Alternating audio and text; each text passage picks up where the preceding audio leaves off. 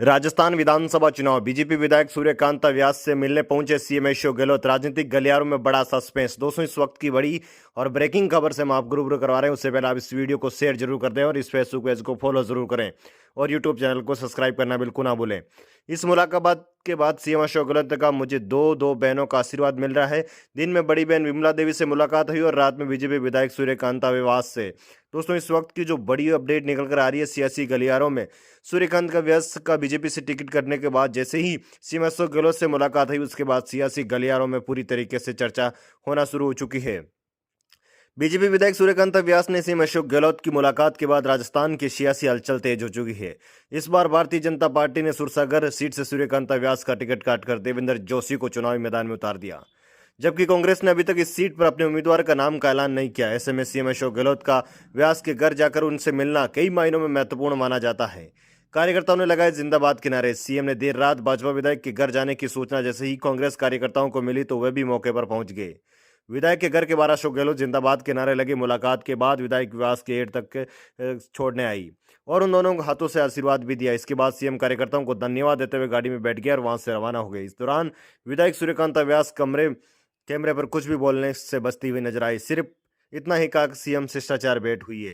दोस्तों, इसके बाद राजनीतिक गलियारों में चर्चा बढ़ चुकी है कि बदले की राजनीति के तहत टिकट कटा। जोधपुर दौरे से पहले दिन ही सीएम अशोक गहलोत ने एयरपोर्ट पर मीडिया को संबोधित करते हुए सूर्यकांत व्यास का जिक्र किया।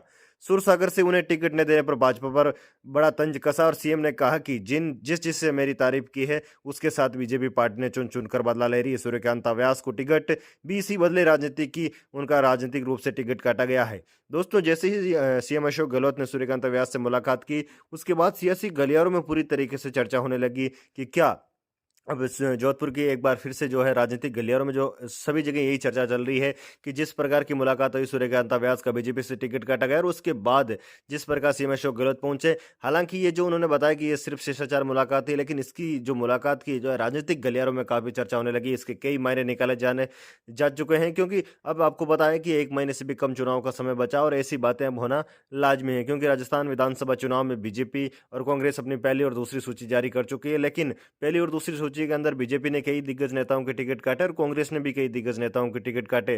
तो ऐसे में कहीं ना कहीं बगावत का दौर शुरू ना हो जाए, इस वजह से भी इस प्रकार की जो है सियासी गलियारों में चर्चा होने लगी है। क्योंकि राजस्थान विधानसभा चुनाव में देखें तो जिस प्रकार जोधपुर की विधानसभा सीट पर जो सूर्यकांत व्यास सूरसागर की विधानसभा सीट पर लगातार पिछले कई समय से चुनाव लड़ते आए हैं और यहाँ से चुनाव जीते भी आए हैं, और उसके बाद बीजेपी ने इस बार बड़ा दाव खेलते हुए वहां से उनका टिकट काट दिया और नए प्रत्याशी को चुनावी मैदान में उतार दिया। उसके बाद जैसे ही सीएम अशोक गहलोत वहां मिलने पहुंचे तो उसके बाद सियासी गलियारों में पूरी तरीके से चर्चा शुरू हो गई।